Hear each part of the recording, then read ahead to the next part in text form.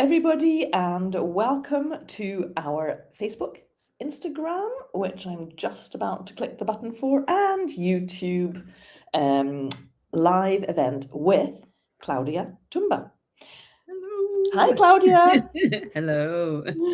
My name is Karen, and this live stream is brought to you by the British Council Teaching English social media team. And we are delighted to have all of you with us today. Now, Claudia, you recently did a webinar on culture. But before we begin into that, can you tell us a little bit about where you are and what you do? Okay. I am from the UK, but I live and work in South Korea. So that's my teaching context. I'm a teacher trainer as well as a conversation teacher. I work with children. I work with anyone who wants to learn English. So I'm kind of everybody. I've worked with mums before. I've worked with children. Yeah. So I've got a wide range of experiences. And I've been here for about 11 years. Oh, quite a long time. Yes. And you've just come back from the UK. Yes, after a very long week at IATEFL, I made it through my first one, but it was Whoa, great. well done.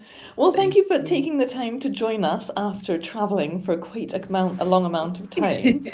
Yeah. What's the first thing that you do when you go back to the UK?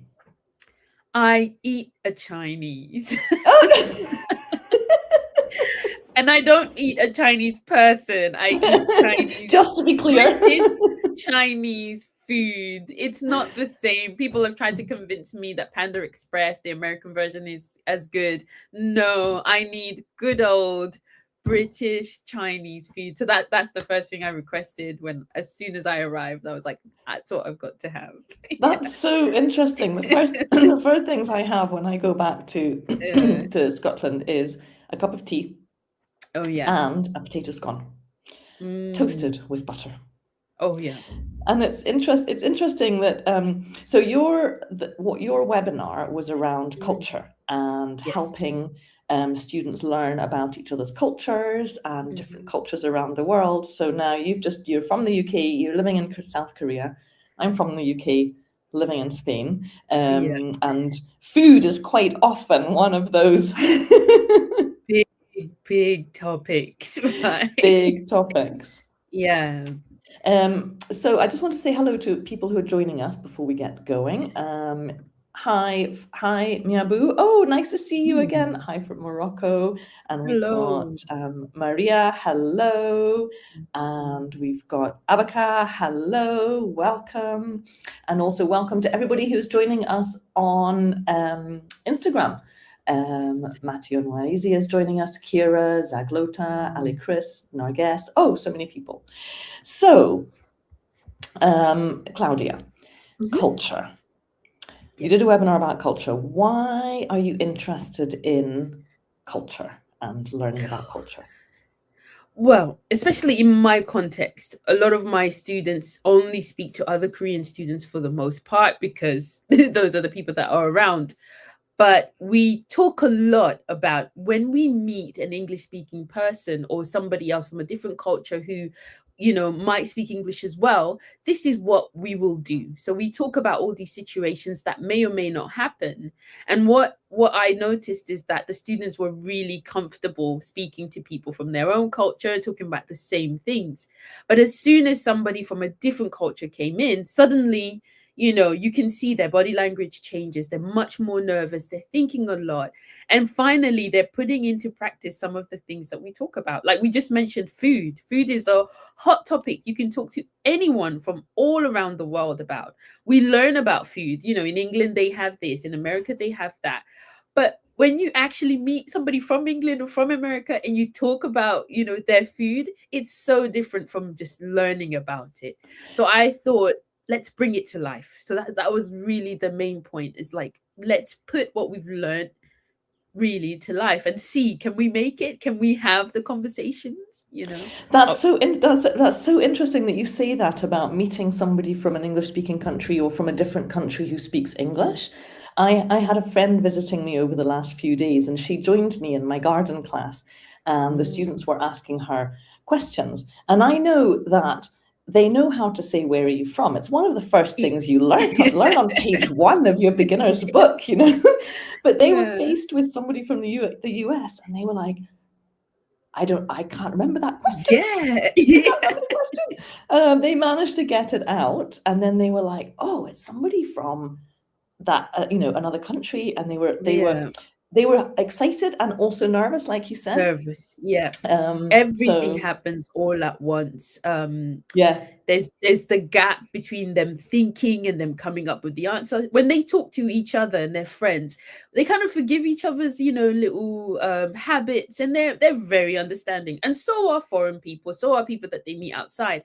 But it's a different pressure that they're not always used to. But I think it's a healthy pressure for them to have. So yeah, yes. I mean, the one saving grace that helps with my friend who came is that she was born in 1967, and so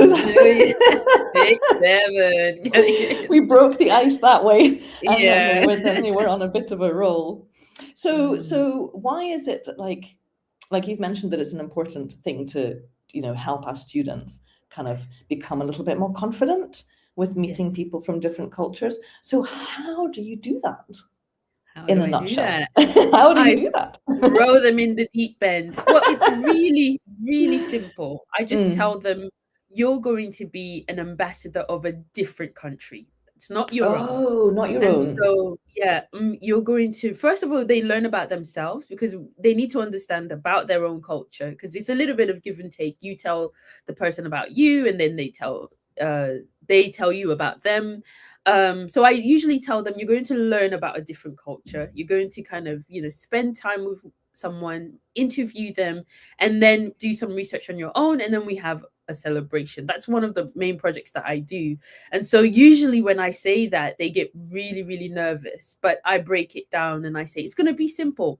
We're just talking. We're talking for the most part. We're asking questions. So we spend time kind of thinking about, who could that person be? So I like the element of surprise. If I'm choosing and I'm pairing the interviewee or the cultural, I guess, ambassador, then I usually only disclose the country and their name, because sometimes you don't even know if it's male or female just by looking at their name. You really don't know anything about them. But then you start to think, and all of these ideas, also your stereotypes of somebody from that country, all of these things build up until you meet the person. And then you just learn so much about yourself, about how you think. And, so I love exploring all of that with my students as well. And we go, slowly. I make an environment where there's a bit of coffee shop music, some snacks. If we're going to have face-to-face interviews, then it's a really relaxed setting. If they're brave enough, I can say, meet them on your own. And this is with adult students, not not secondary or primary. I would do that very differently. I would definitely vet the person first, and I would invite them, in a more group setting. So I'm a bit more flexible with adults than I am with younger children. No, for sure. Yeah. No, quite rightly. Well, we've got people from all over the world here. I'm just going to say some here from Lakman from Pakistan, and we have our man from Manchester, 2 completely different places. Yeah. And from Mariluth from Cuba, and we've got also from Pakistan and from Syria and Algeria. So many different places from all over the world. It's fantastic. We also and thank you to Wayam, who is moderating in the background, behind the scenes. She has just asked a question. Teachers watching, do you share the same culture as your students, or are you from a different culture? Or do you have multicultural classrooms? Classes. Mary Lou's mentioned that she has a multicultural class. Yes, here, yes. Yeah.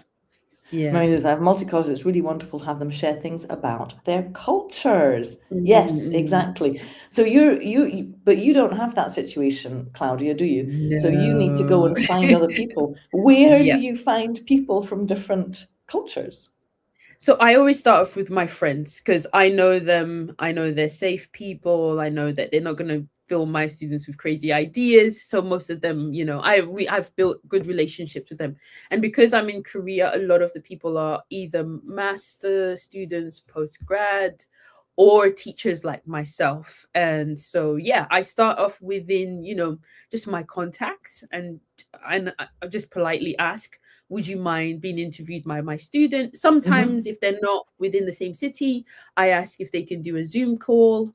I've also started to ask exchange students because there are language Oh, programs in interesting. Korea. Yeah. Lots of students come to Korea to study Korean. And so they are also a great resource. And what's great is that they're the same age or about the same age as my university students. So they have a lot to share, lots of things in common. But in the past, Yeah. I've had, much older people, slightly younger people, and it's been fine. I've had no issues when it comes to pairing students as well. So I would say look around you. They are there. You might not realize it, but in the universities, there's definitely people learning languages. Every single country, there are people who are learning languages. If you're in Germany, people are going to be learning German. So Yeah. contact the language schools, those language students. And it's a great opportunity for them as well to learn, German, or to speak to German people as well. Because I found in the different countries I've lived in, I also would ask my friends to come into the classroom to just give another person to practice with. Yes, yes, Like they sort of definitely. doing a lot of pair work with each other, and it was just Yeah, nice to have that like different perspective.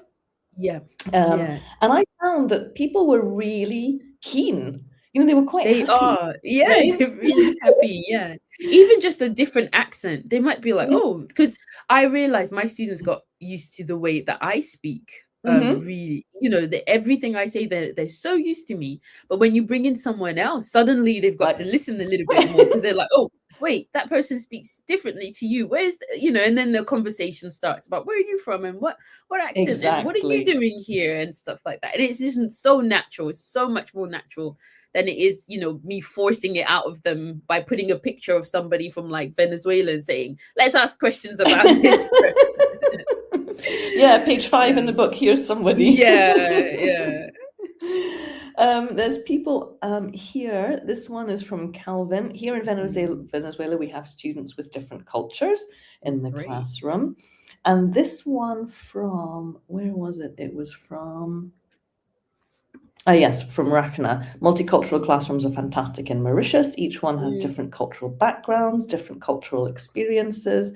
And I might even go as far as to say, possibly in the same country, there might be different, sort of slightly different cultural norms yeah. within a country. Within the country, that's very much possible, and their students can also share in that context as well and learn about each other.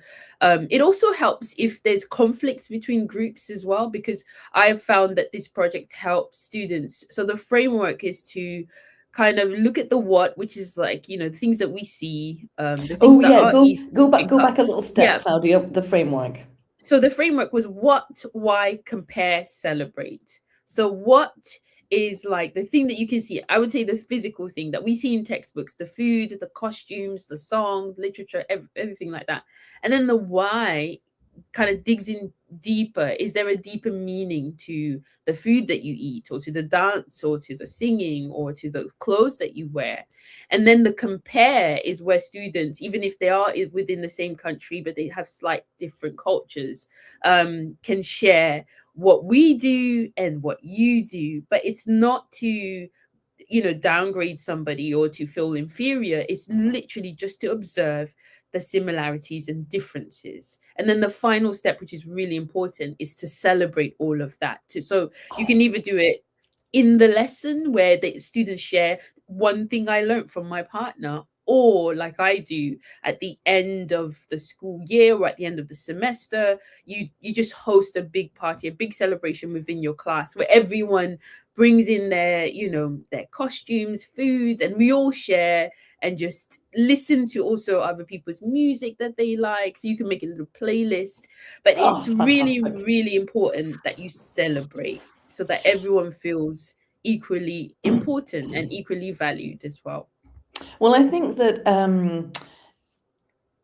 it's whenever, so a few things are coming to mind with that. Like when I've gone to a different culture, maybe for work or something, for not a teaching job, we've sometimes had an introduction to the culture, and it's often been those things that you just talked about. What you can visibly see is like the easy things, the obvious things. But when the deeper stuff is sometimes when misunderstandings can happen, or like you were saying with the compare, going, well, mine's better because I know it more. And so that really important step of compare and celebrate. Yeah, it's essential. Do not skip it, because that's where the deeper friendships are actually formed, is when you do ask the whys and when you compare, and then you must celebrate. You must find something to, rejoice about, or something to remember. Yeah. Yeah. We've got a question here from Gifty. Have you ever faced a cultural misunderstanding in class, and how did you handle it? Yes, I've it can happen. Many. I'm in South Korea. From my skin color, I'm different, As soon as I enter, it's actually really funny. When I first came about 10 years ago, when I first walked into the classroom, students would literally look at me like I was an alien, because they were like, are we? Is this? We'd have that awkward moment, and I would always, I love joking around, so I would always be like, yes, I am the teacher, and yes, I am Black. Let's move on, because that's the stuff you can see. It's very obvious. Yeah. But I've had things such as grading. In Korea, they really expect high grades, so my students really normally expect anything 90s and above, which is an A for them. But in England, I grew up with 70 is about an A. 90, you're a genius, So I would give out these grades thinking, you did really well. Like, you got an 80. Wow, that's amazing. And my students would get really upset, because it would be like, the teacher, I worked so hard and you gave me a bad grade. And I really didn't understand that at all. I was like, what do you mean? You're doing so great. And another thing was the expectations of how we listen, how we communicate. Now in England, I give my opinion, I put my hand up, I tell my teacher what I think. And then in Korea, they just wouldn't say what they thought, or they would say what they think I want to hear. And so I felt like, are you guys not enjoying the class? And it's not that. They enjoy it, they have opinions, but they've never been given the freedom, or it's not, maybe I shouldn't say the freedom, but it's just not the way that things are done within the classroom. So I had to find other ways to be able to overcome that. So I face challenges all the time, because the way things are done normally in a Korean classroom, whether be elementary, secondary, or even university, it's completely different to what I've been used to. And so when I introduce my way, I have to go much slower. I have to be respectful and explain why I'm doing certain things. Otherwise, students feel offended, and they feel like they're under a lot of pressure. Some people even don't want to take the class because they're like, it's too new. So I've learned a lot over the years. But I think that the biggest thing that you're saying there, Claudia, is that you're reflecting on it, going deeper. Like you also talked about sort of surface and deep level cultural understanding, the things that we can see, but then going deeper that to sort of values. And so by noticing that, you're going, oh, there's a difference here between what my students are used to and what I'm used to. What can I do about it? And I think that was, I suppose, I hope that's answered your question, Gifty, is, noticing and talking about it. Or did you have discussions with your students about sort of what your expectations or what you were thinking came about? I did, but it's mostly one-sided, again, because of this relationship between the professor, teacher, and student. So what I would do is I would talk to senior colleagues, older Koreans who I was very close to, and I would just ask them, why do my students behave this way? Is there a reason, or are they just bored? Because that could also be a reason. Sometimes it's not that deep, it's just students being students. But Yeah. then they would explain it to me. They would explain to me the Korean system, the structure, and they would give me lots of advice. And also I did a talk as well where I invited a Korean teacher, and she really explained to me kind of like the background of what the students might be thinking. And she said, go slowly, because for them, you're introducing so many new things. You expect them to just hop on the bus and, you get really Yeah. happy. But for them, it's like everything they've learned up to then, you're kind of breaking it apart and you're saying, let's try something new. So it's not quite as easy as you might think. So taking a step back, explaining a lot, showing what you mean. So even creativity, this is what I mean about culture is so interesting, because the way I see creativity is totally different to my students.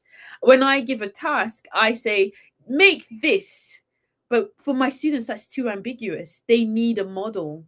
But what happens when I give that model? They all make the same thing because they're like, we want to please you and we want to make you happy. Whereas I'm thinking, no, I want all different things. So I'm intrigued and I'm excited. So even just a simple concept like creativity can That's so become really interesting. difficult, and you have to stop, talk, think about the why, and then you realize, oh yes, the Korean education system, the way that culturally you look at things is very different. I remember Differences aren't celebrated as much, sorry, no, that's as that's we might good. think. It's so Yeah, so important to do that celebration and the compare, yeah, but without judgment. Compare. yes, I yes. remember doing a lesson and we were talking about conditionals, and hypothetical imaginations, and Mm, the task was to draw your perfect school, yeah, or if you somewhere else, what would it look like? And everyone was going, but we don't. And I went, yeah. I know, but imagine if you did. And they're like, we don't. But we don't. And so and I was like, but all the books tell you to teach the conditional, second Yeah, conditional in a yeah. hypothetical about a situation where you might win the lottery. And they're like, but we don't have the lottery and we can't win it. It's like, okay. So it was so fascinating for me to go, okay. And we just ended up having such an interesting conversation about how do you express hypotheticalness in your own language and in your own Yes. place, because that exists everywhere. Everyone's always Yeah, dreaming and having an imagination. It's yeah, fascinating. It was fascinating. So, yeah. asking questions, comparing and celebrating and going, wow, that's so interesting. Yeah, yeah. Even something like communication, how we communicate, and especially the non-verbal parts of communication are very culturally based, which I've learned a lot from being in Korea. I'm getting my students to hug these days, and that is, or Wow. even between, girls and girls, that's really difficult. But I always say, we do it lightheartedly. I don't push anybody. If they're not comfortable to do it, they don't do it. But Yeah, we yeah, say, no, for sure. when we say hello in English, we don't always just, from afar, hello. You can kind of go and give a hug if you're very friendly with that person. So how about we give it a try? Because we have the way we say hello in Korea, which is to bow and say 안녕하세요. But then there's another way. And so how about we give that a try? And you can see for some students, it's like a huge effort to kind of break that personal space with someone else. They're like, I've never done this before and this is awkward. But they Awkward, give it a difficult. go. Yeah. And they give it a go. Oh, that's brilliant. And There you then go. you celebrate. So Yeah. different ways. Yeah. Yeah. Yeah, which is so important. I just want to bring up this Mhm. one from Claudia. Hi, Claudia. Lovely to see you here. Oh, yeah. It would be a great idea to exchange cultures through chats among our students. These teachers who are sharing this live, maybe. I remember when I was young, I changed letters with pen friends from other countries, and it was great. That not only improved my language, but kept some one of these friendships for years. That's wonderful, Yeah. Claudia. That is a brilliant idea. Yeah. Definitely could work. I've done it between two classes, two of my classes before and we had the same number. So each student was paired with another, and then they just wrote to each other. And I thought that was a really great way to also practice their English, practice talking about the topics that we're doing. So definitely That's a great make sure idea. you do that. Writing letters between classes, and you can Classes, also sort of brainstorm some questions to ask. yes. Yeah. Because we don't get letters anymore. I know. And it's a nice exercise. Just it's like a 5-minute exercise, and it doesn't have to be too detailed. And I think there's also something very calming about writing, Yeah. just sort of with your own thoughts. Yeah. I'm just going through the comments here. Yeah. There's of them. There's Mary Luth. It's amazing to do this kind of activity. I hope you might try it with your classes as well, Yes. which would be great. This one, yeah. Yeah, good. Okay. Oh, and this one here we have Gopala. We have a multicultural society all over Malaysia. Yes.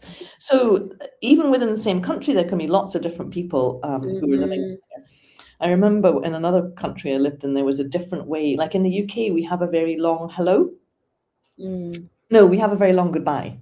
Yes. The goodbye can take a very long time and often happens at the front door. Yeah. It's like, I'm going now. Yeah, but you carry on chatting. But no, I'm really going now. I'm really going.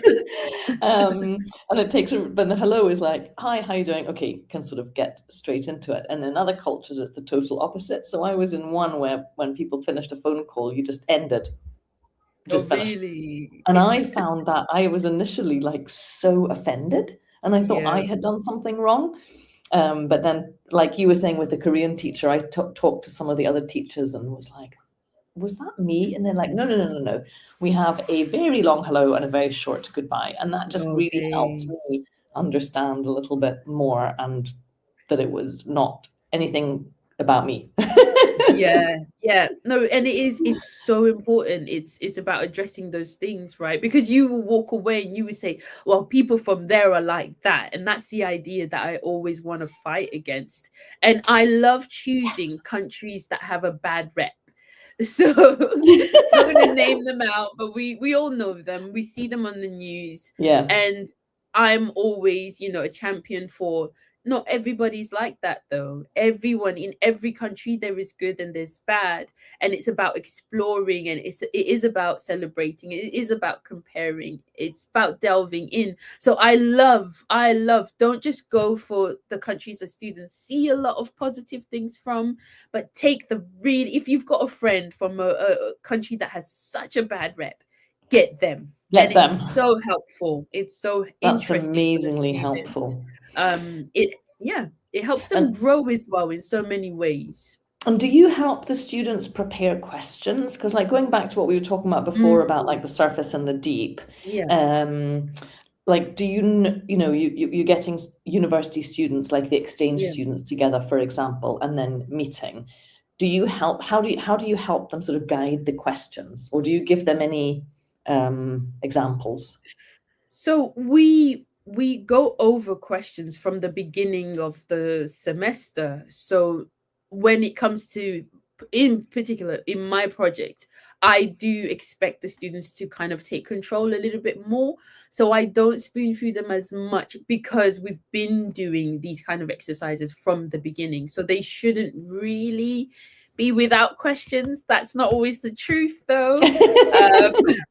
But I say to them, look, you're going to get out what you put in. So if you don't write down deep questions, you're not going to have those deep questions. But in other settings where we haven't really had the time to kind of think about questions, kind of think about the deep culture, I give an example, a set of questions that students can work from.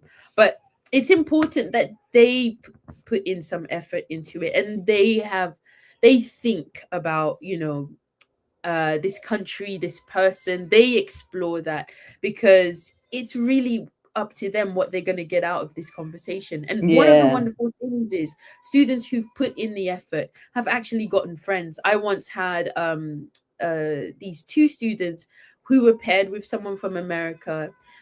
They had such a wonderful time that they met for dinner after our celebration, and they continued talking. I've also had others that have continued messaging and checking on each other, and seeing each other from time to time. So friendships can actually be birthed from this. So it really does have to be the students who put in the most effort. But by all means, you can have a set of questions that you share with them. You can also get them to go on ChatGPT, generate some questions I can ask. so you can explore different ways, but you know your students and you know what they're capable of. If you think they can do it, let them, push them to write the questions by themselves. Fantastic. Yeah. Fantastic. We've just got, here's one from Maria. When we have students from other cultures, we need to be emphatic and understand that they have different routines, foods, and also celebrations, which is very true. Very true. Just before we finish, Claudia, I noticed that you're wearing a particularly beautiful piece of cloth. This was given to me by my friend who is from Myanmar, Burma. She's from, I think, the Mizo tribe. I think it's Chin State. But the reason why I keep this is because our friendship just started casually. She was a student, I was teaching, and we met through church, and we had such a great relationship that when she graduated, her mom actually bought this from Myanmar and gifted it to me. It was like tailor-made for me. I got to visit Myanmar because of this friend, a place I would have never thought of going because I have nothing in common with people from Burma. And so I feel like that's the power of, studying about other countries and about other cultures. You never know the friendships, the experiences, and where life will take you. You might end up in that country because of the friendship that you've built and because of the exercise that you've done. So allow the students to learn and to explore. And who knows where will they end up and what they'll do. Like me, they might end up with something really beautiful. Treasure forever. Like I carried this. I've had this for so many years. And it's really precious to me.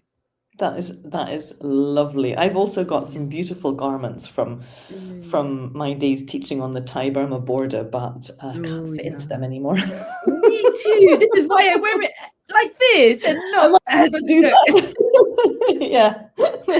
Yeah. Well, Claudia, my goodness, the time has raced by, and flown by. Thank you so much for joining. The comments are still flooding in, and Evans, that's a great comment you've got there that I will go back and look at shortly. And everybody joining us on Instagram, YouTube, and Facebook, thank you so much. We will be back with you again soon. And Claudia, thank you so much for taking the time to join us. Have a wonderful rest and a lovely weekend. And enjoy all of your cultural projects. You can catch Claudia's webinar on a recording of the webinar on our website if you go to teachingenglish.co.uk and look at under webinars for teachers. You'll be able to find it there under understanding my context. Thank you. Bye, everybody. Bye-bye.